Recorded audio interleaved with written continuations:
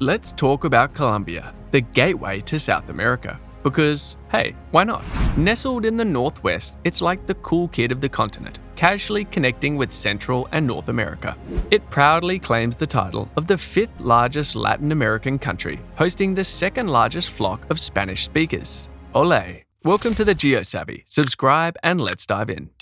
And oh boy, Colombia's all about those extremes. You've got your epic Andes mountains showing off their snowy peaks, making sure everyone knows they're top-notch. Meanwhile, the north and west are just chilling with their tropical beaches, because why not? Deserts up north? Yep, Colombia's got that too, just for some extra spice. In the south, it's all about the Amazon basin, practically the country's backyard. Dense forests galore, so much green you'll think it's showing off. And hey, don't forget the Choco, a steamy jungle-filled paradise in the northwest, extending its leafy arms into Panama.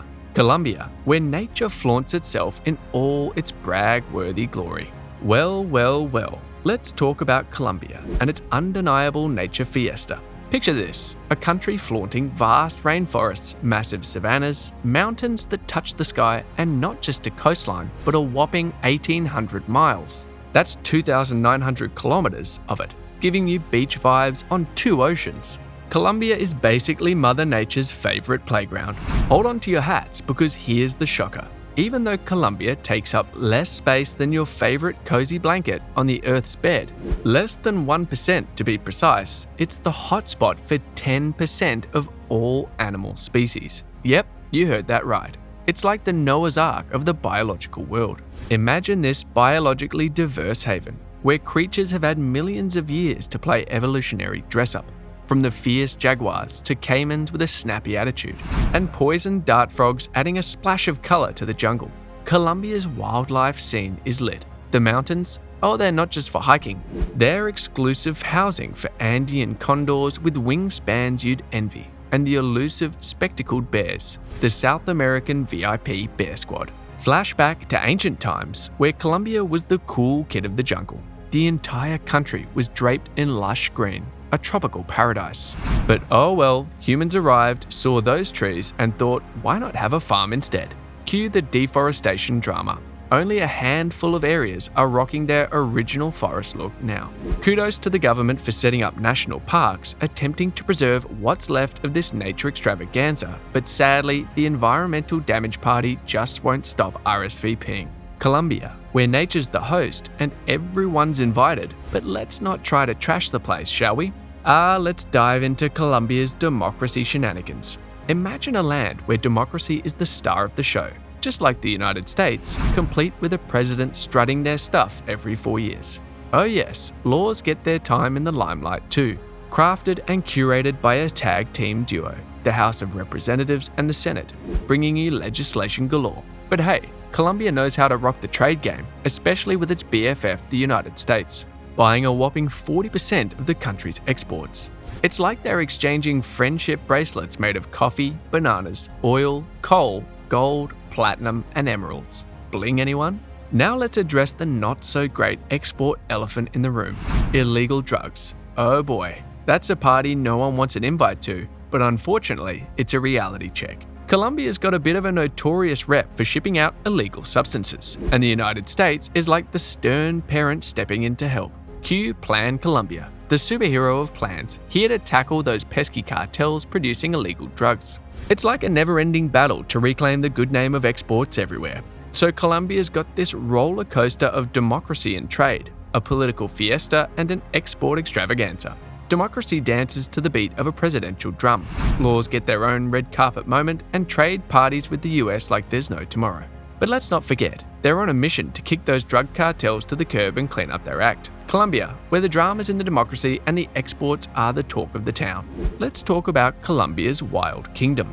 Move over Amazon. We've got a biodiversity bash going on. The Germans have always known how to appreciate a good show, especially explorer Alexander von Humboldt, who was the OG nature enthusiast. And boy, did Colombia not disappoint. Picture this, a climate, soil, and topography trio that's like the ultimate power trio. producing a flora and fauna fashion show with looks that vary not only vertically but horizontally too. It's like a grand runway, showcasing everything from mangrove swamps on the coasts to the desert scrub of La Guajira. Fancy a savanna grassland or a rainforest? They've got it all. But wait, human intervention couldn't resist playing the makeover card. The original landscapes got a facelift. Forests were replaced by pastures, crops, and some serious shrubbery degradation. Even the Andes got a grassland chic upgrade thanks to European cattle strutting their stuff. Enter the Paramo biome, the haute couture of high mountains, where alpine vegetation with tufted grasses and fuzzy fréjolon plants strike a pose. These plants are practically the supermodels of the Paramo landscape, fire-resistant and ready for the runway, despite the high-altitude drama. Now, onto the VIPs of the Colombian forest party. Anteaters, sloths, tapirs, and the spectacled bears. Move over, Hollywood A-listers. These are the true stars of the show.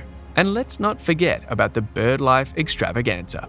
Over 1,500 species rocking the avian catwalk, from toucans to hummingbirds, giving the fashion world a run for its money. Of course, no nature party is complete without an eccentric guest list. Think 6-foot earthworms and electric eels ready to light up the waters.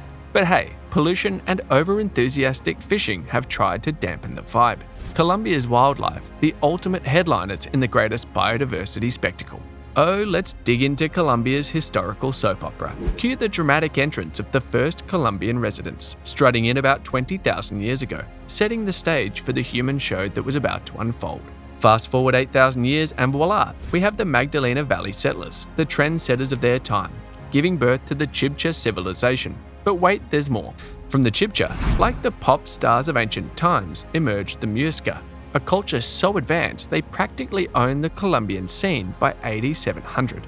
Move over Hollywood, and then in waltzes the Spanish crew, all gold-hungry and jewel-crazy in 1500, though it took them until 1525 to set up shop. Their main agenda? A treasure hunt, looking to snatch gold and valuables like it's Black Friday. By 1538, they had conquered the Muisca, turning the drama up a notch and plundering their way into Colombian history. Talk about a smash and grab. But wait, Colombia had its rebel without a cause phase in the late 1700s.